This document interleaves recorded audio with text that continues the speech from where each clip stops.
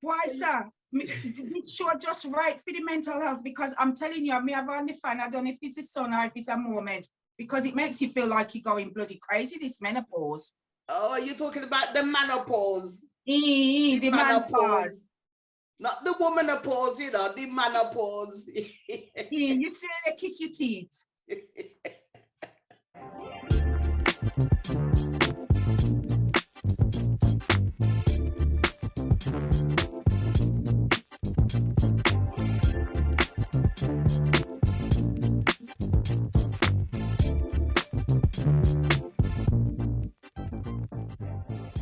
Yes.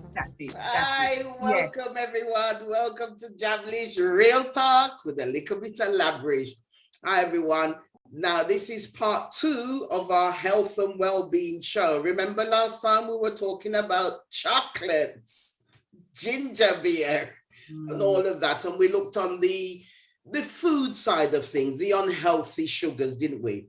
So part 2 now, we're actually going to talk about mental health and mental well-being. Yeah, that's what we're going to discuss this afternoon. So before I go into anything, let's meet the panel. Hey everyone, Pamela. Hi, hello everyone. Just getting my vitamin D fix. Lucky you, lucky you.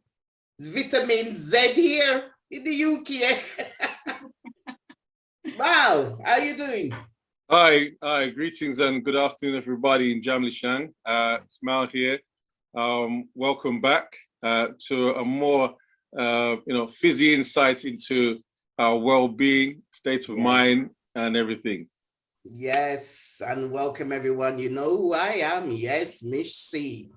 Yeah, so we're going to talk about the mental health side of things, and as I said, part 1, we talked about the food side of things, the strokes, the diabetics and all them things. And, we need to look at, watch ourselves, basically. So from a mental health and physical health side of things, and also, sorry, don't forget to like, share, comment, and we want you subscribers.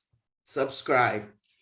So, right. So what I'm going to say now is like nowadays, mental health is something that it was a bit of a taboo, wasn't it? It was something that people didn't really talk about stress and feeling depressed and feeling low and all that. Like years ago, you were probably seen as something wrong with your head, or, people are quite, disrespectful, aren't they? Or him mad, or something do him, him head attack him. We know all the sayings and what people used to refer to people who have mental health. But we've all of us, none of us excluded, we all have, mental health, but some people have a higher degree than others. Yes, I just wanted to mention that we all do. So first, what is mental health? And the Constitution states, health is a state of complete physical, mental, and social well-being, yeah?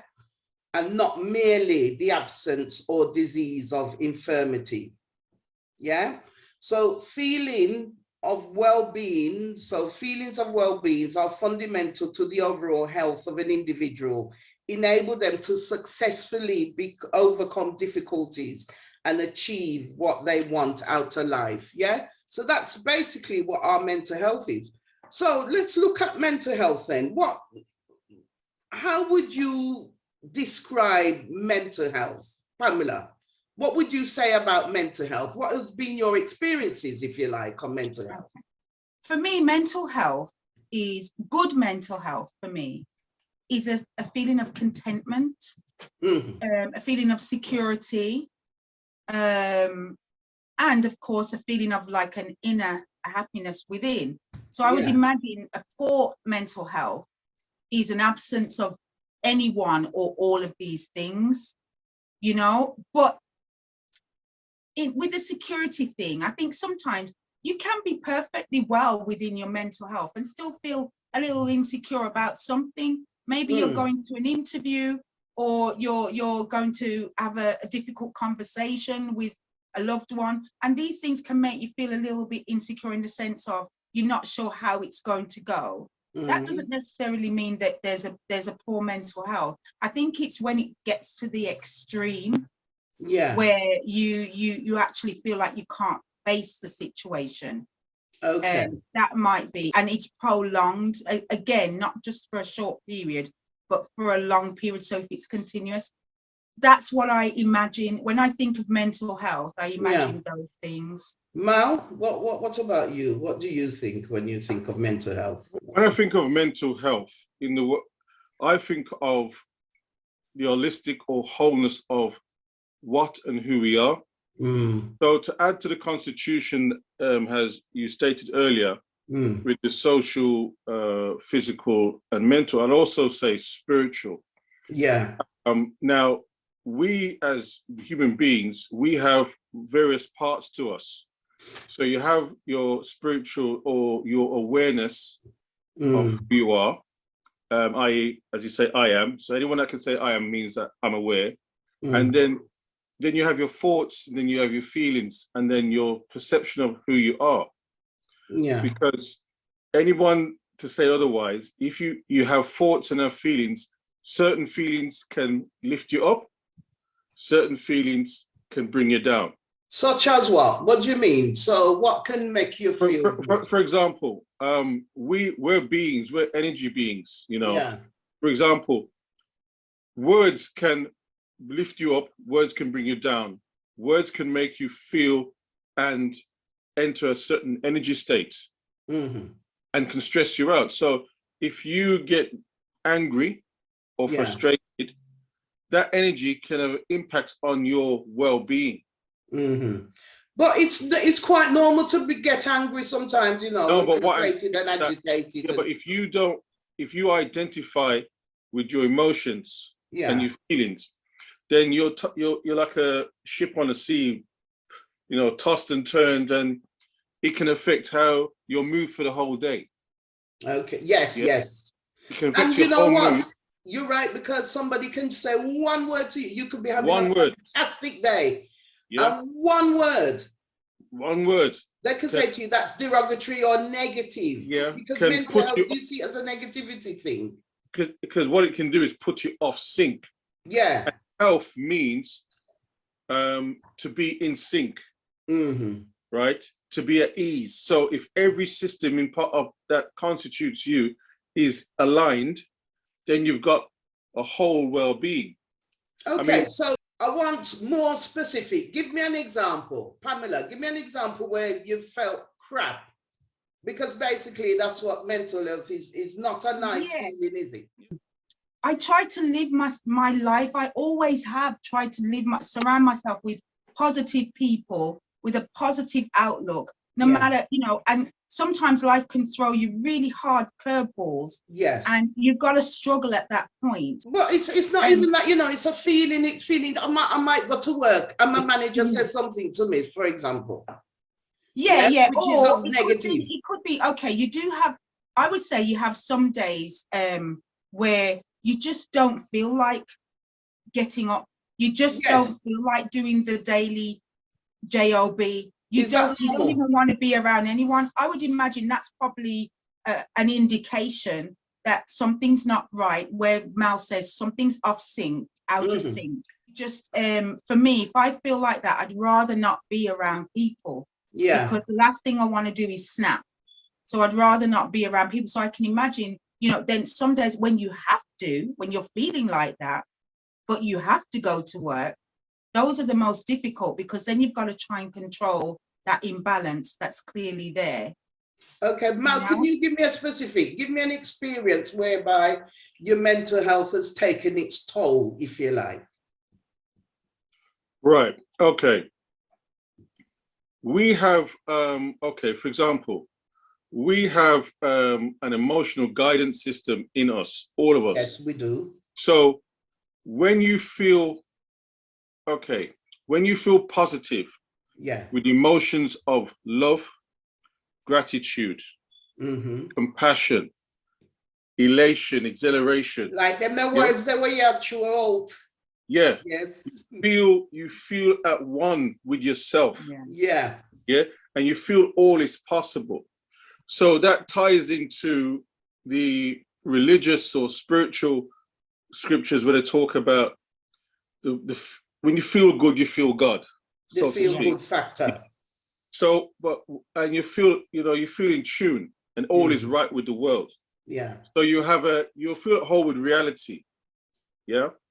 Conversely, if you feel fearful,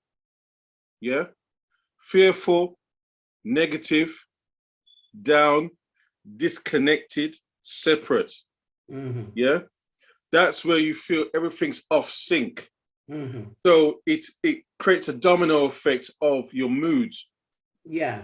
Eating the wrong things for comfort to try and get back to it, or taking drugs to feel high to try and get back to it. So it creates a cascade of events to keep attracting more negativity. So they say good follow good, negative follow negative. So can I just say, because, you know, like Pamela, I try and live my life very positive, happy, love, you know, I used to even have the nickname Smiler, you know, and it's like, you know, and also it's who you surround yourself around as well. Because certain people can really, you know what I mean, try to bring you down. But you can't live your life. You can't go around smiling every day, because we do have these different impulses in our body. That if somebody says something or do something, or you go through an experience or whatever, it's going to have an impact on you. So whilst we're talking about impact, sleep, right? Do you think sleep we should have adequate sleep? Because some people say, well, you know, sleeping for 3 or 4 hours is enough for me. What do you think about this old sleep thing? It all ties into the mental health, you know. It does, because sleep is, your body is giving you time to recharge, regenerate, to heal, right? Because everything has its place and time and season. So in that sleep period, physically, your body's re-healing, readjusting, realigning. Mentally, whatever you carry before you sleep sets up the day for the next day. So the subconscious or the unconscious is working. Yeah, because you enter from the waking conscious mode to the sleeping subconscious mode. But your subconscious is 95% of whatever you do. Most of the things you do in the day, you're doing it automatically. So that's why they say never sleep with a negative feeling in your mind. Or never go to bed with an argument, or never go to bed with an argument or a grudge. Always go to sleep with a positive energy, a positive thought, or if you got goals or plans or whatever you want to do, right? Meditate on it.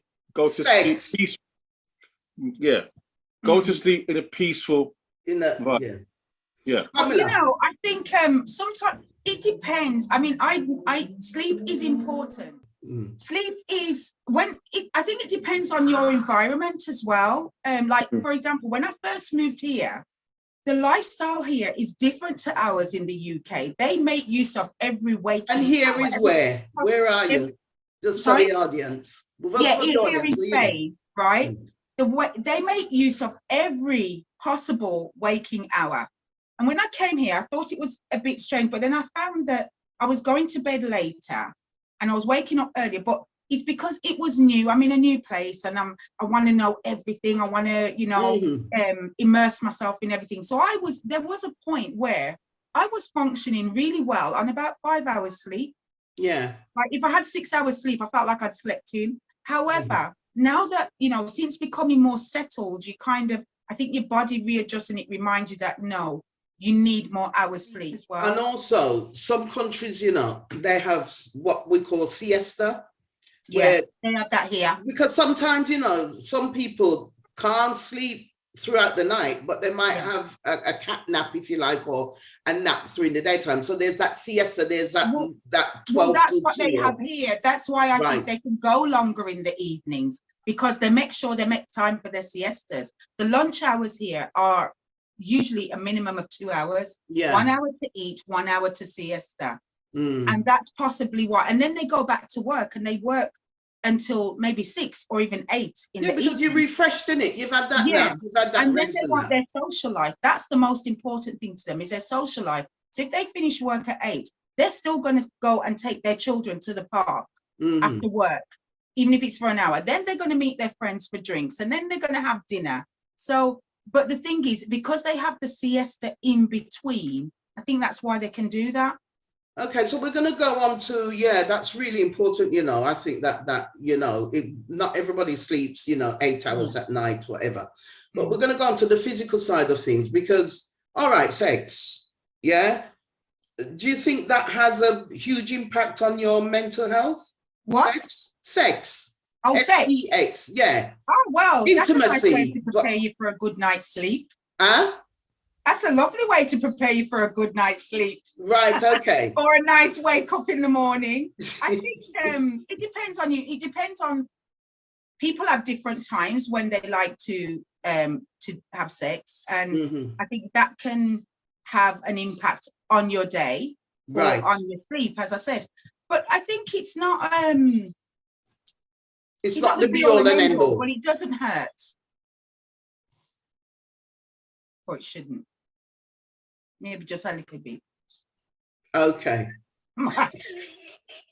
Mal, so what are your views on, do you think that intimacy, sexual activity, and that, do you think that has an impact on one's mental health? It does. Do you think it's important? Yes, it does, because it releases hormones and energies that makes your spirit enter your body and your mentality. Look at us giggling like little kids. Yes. Yes. So basically, the result of it, you're going to be on a higher state than you was before you had sex.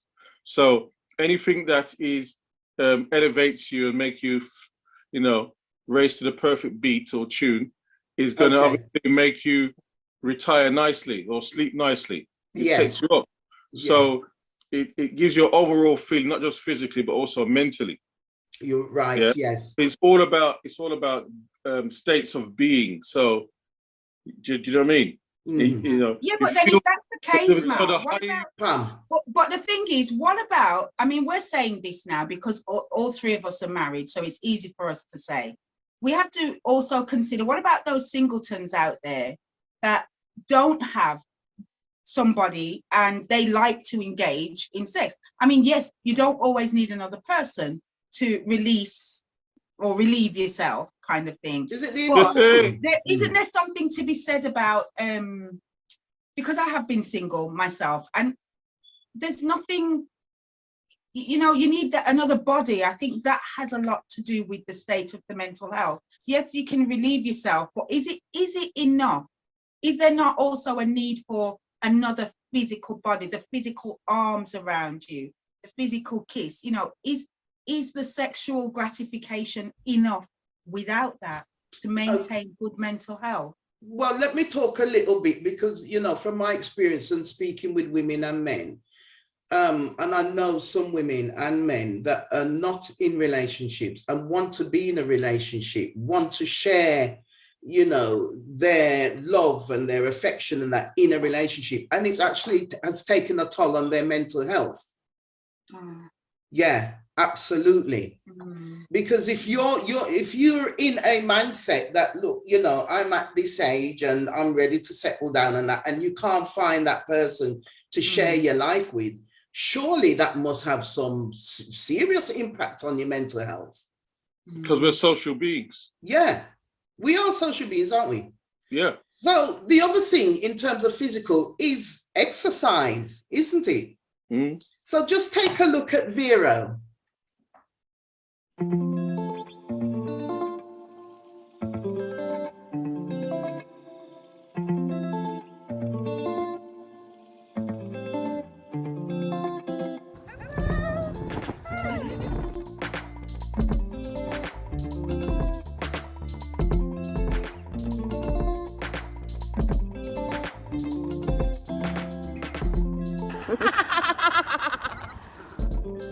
Yeah. Yeah, so exercise. Now, the last time I rode the bike, I couldn't tell the last time I ride a bike, in fact. But what do you think about like physical, like exercising, riding a bike or going to the gym and all of that? I do seeing Vero, it makes me smile, and I do miss having my bike, because in England I had a very similar bike. I had my basket. I used to go to the high street to do my shopping, and I remember you saw me once. At the front. I loved it, and I haven't really. I got a bike when I first arrived here, but it's very hilly, and I couldn't manage. So I think it's if that's the type of exercise that you like. I like cycling and I like walking, so I can do the walking, but I do miss the cycling, and I think it does a lack of exercise. I think it does impact. For me, I can speak for personally, now I can speak about mental health, because for me, the lack of exercise as attributed to the, as well as in Yamins, to the excess weight. And being the size that I am, people that knew me years ago, they know what my figure was like years ago. And when even up to yesterday, I went to the shops and I went to try on some trousers that years ago I could have put on, and I know how they would have looked, and they just didn't look that way. And I have to say, it was disheartening. It is disheartening. So I think it's like, you know, exercise is something that we all think about and we all say we're going to do it. And if you don't, then it can bring you down. So I guess just before I come on to Mal, I haven't been to the gym this week. I like to exercise. When I say exercise, my exercise is kind of calming. I get in the pool, the swimming pool, and I just walk up and down, and I exercise in the water. I do leg exercises, all sorts of things. I don't actually go in the gym and work it out or something, but I do that. I haven't been this week. And then after that, I'll come out, I'll go in the steam and I'll go in the jacuzzi and that. And for me, it's the mind, the body and the soul is taking care of myself. I haven't had a chance to go this week and I feel so sluggish. And I've probably put on about 3 or 4 pounds with the yamin, and you know what I mean? So, you know, it's a sluggish feeling. It does play with your mental health. Mal, do you agree with that? Or I agree with both of you 100%. I feel walking, running, going to exercise, whether it's you know, high impact interval training, all kind of you know, sports, playing badminton, all those things make you feel good afterwards. But the problem with a lot of people, I mean, those who are dedicated and they will go to the gym even if they don't feel like it. And it's about discipline, and it's about, there's a war with yourself, where you need to go, and then you got a choice between needing to go and wanting to go. But once you do go, you feel a lot better, because your body's made for movement and flexibility. So it all contributes to the whole of your being. So yeah, I mean, exercise in all of its guises. And we have an expert, you know, that Vero did interview and spoke to, and this is what she has to say about mental health and well-being. Hello there, I am a healthcare professional and I am going to give you some tips in how you can prevent type 2 diabetes. And if you already have been diagnosed with diabetes, how I can help to improve your mindset so you can self-manage it better. On a day-to-day basis, you can be more active. In order to gain benefit to your health, it is recommended that adults do about 150 minutes a week, and that is of moderate intensity exercise. So this is any sort of exercise which makes you breathe harder, but you can still talk while doing it. So a really good example could be something like brisk walking. You don't have to do this exercise all at once. So if you did want to do half an hour in a day, maybe split that up into 10-minute chunks. Also, when we talk about physical exercise, this does not mean you have to go to the gym. You could even do work around the house. So maybe do some housework for 10 minutes, like vacuuming, maybe go outside to do some gardening for another 10 minutes. and then maybe go for a brisk walk. If you are into vigorous exercise, such as running, about 75 minutes a week you could actually do. So you see, you know, what she's saying is that the mental health and well-being has a huge impact on our lives. And that, what about what about families and friends and your loved ones and that, you know, in terms of mental health? I mean, do you or have you experienced anyone that mental health has got to crisis point? Yeah, I know a couple of people that it's got to that point because of family affairs, or, you know, and even for all of us, as much as you love your family and as well as you get on, there will be some that are quite toxic to be around, and you find that being around them is a struggle. Yeah. So then you try to avoid being around them, but then that elevates the point where you all end up being together. There's that resentment because you've stayed away, so then it's heightened. It's a difficult cycle. But yeah, I think with friends, and sometimes close friends as well, you could have a friend that you've had, and just because you've been friends with them for a long time, you feel obligated to maintain that friendship, even though their behavior over the years has become not so good for your own personal mental health. But don't that bring you down? You know, I mean, earlier Yeah, you talked about, you know, surrounding yourself with positive people and stuff. Yeah, And that's it what I can mean. You really, avoid it. yeah. Yeah, you avoid them. You want to avoid them, but sometimes you feel that you can't because one, you're either related to them, or you've been friends for so long and you want them to get back to the friend that they once were. But they, you know, we all evolve as life goes on. So yeah, it does bring you down. So you've got to, sometimes you've got to physically just keep yourself away from those kind of people. And that is a bit sad as well, because it's almost like a bereavement, because you're actually having somebody that's always been in your life, you're actually not having them in your life anymore. So that all of those things are compounding, and of course they can affect your mental health. So let's look at some of the other things that can affect our mental health. Just general things like bills. I mean, you know, excuse me, we are in an era at the moment whereby, you know, everything is expensive, things are going up, costly, and that, and it's putting people under pressure. Yeah, the work situation, that work-life balance, because people are under pressure to pay bills and stuff, people are taking on part-time jobs and doing additional work. So again, your sleep's being affected, you know, your work-life balance, you know, and that's a big one, isn't it? Most organizations do, you know, champion work-life balance, but do we have a work-life balance? Do you have a work-life balance, Mal? Yeah, I do. Oh, you do? Great stuff. Yeah, I do. You know, you have to, ever since like the COVID, the pandemic, I've had to rearrange custom, the importance of going into working into the office and being at home. So you tend to when you're going for visits to clients and trade shows and stuff like that, it's good for your well-being because you're interacting, or you're socializing.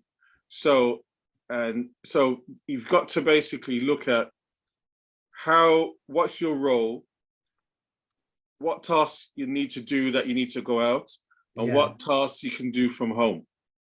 Yeah, because we've got, you know, obviously we live in a digital world where we can work from anywhere. Yeah. However, because we're social beings and there's a need to network.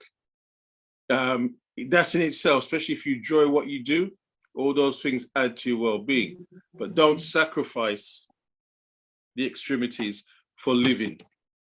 But because you see, tomorrow's not promised. Just talking about the pandemic, sorry to interrupt you there. A lot of organizations had to adjust. So a lot of people, including myself, do a lot of remote, excuse me, work from home a lot. And I do find myself sometimes, if I'm working from home all week, my God, I haven't spoken to anybody, you know, other than obviously clients on the phone and that. But you can become quite isolated.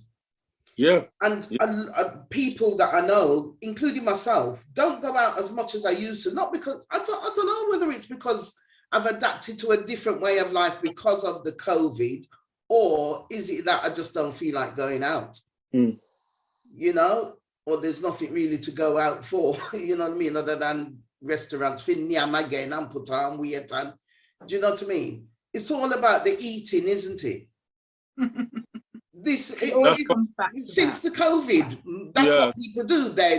You go on social media, you know, everybody's got their own little cooking show and that, or Uber But you know Eats. what, Michelle? But for me, I always have had the attitude that I work for a living. I don't live for work. Live to work, yeah. So the work provides the finances that I need to maintain the life that I want.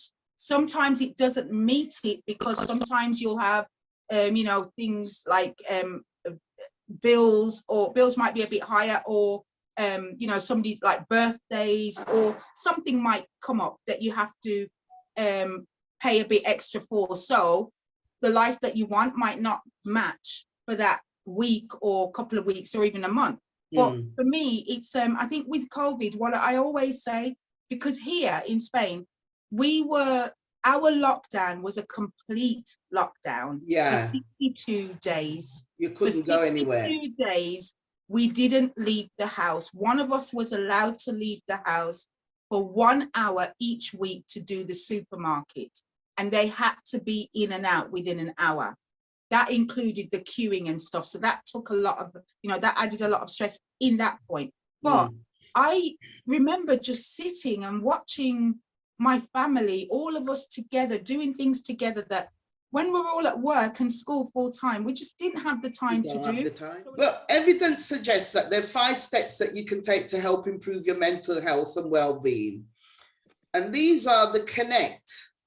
Do you know what I mean? When I say connect. Yeah. To help your well-being, you have to connect with people, connect with each other. Yeah. Be active. We talked about that, didn't we? Yeah. You have to be active. You know, gone are the days where you just sit and be isolated in your own bubble. It's important. It does help with your mental health, being active.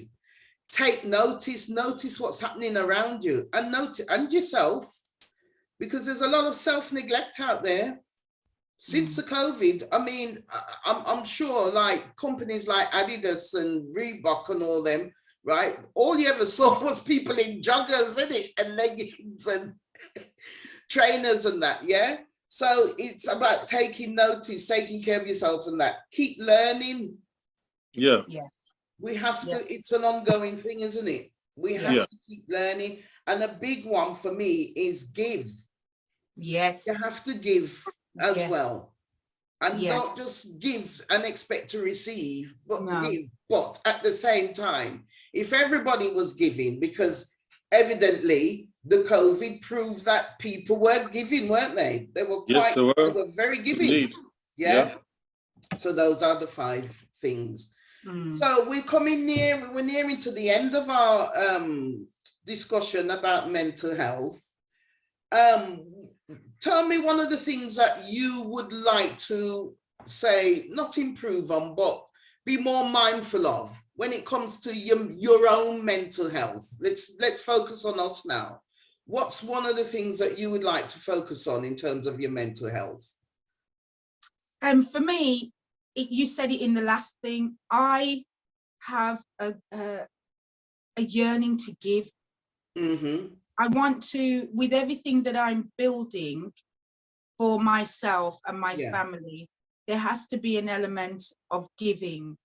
There is a sense of well-being that you feel when you are able to give, because you have to be able to do it. So giving, not just, and I'm not just talking about money, talking about time, little things. If you're out and you see somebody struggling to pick up a bag or something, you know, just that little thing, help them and be on your way, help and go, and that's my thing. help and go. I don't need to hang around for any thank you or any, getting anything back. Just help and go. That's okay. Great stuff. Mal, what about yourself in terms of your mental health? Mental health is one, to explore my potential as a human, explore my potential as a person, as a human being, to improve my fitness, and to basically combine the two to be of greater contribution to your family, society, your legacy, and to community, and to explore your creativity more. So I think by being creative, you're being more expansive, and to help others, to benefit others, to give more value to others. Yeah. Do you know what I mean? So at least you can be remembered to be a benefactor, or, a value giver. Yeah. Okay. Yeah. And for me, it's just being more available, making myself more available, to be honest with you, and all of that does kind of follow suit, doesn't it, in terms of the helping and the giving and all of that. So thank you very much, audience. Any questions?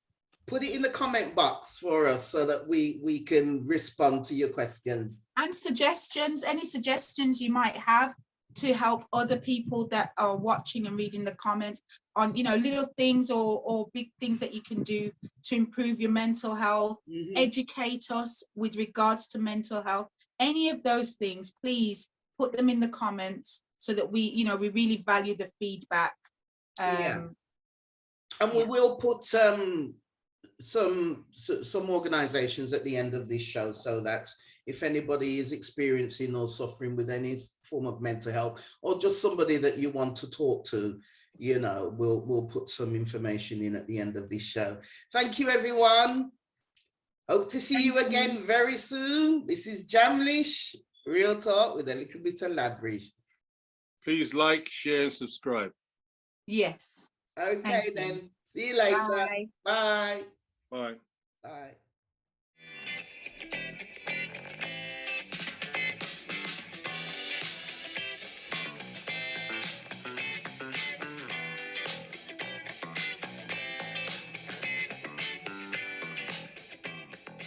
Jamlish no hard fi find,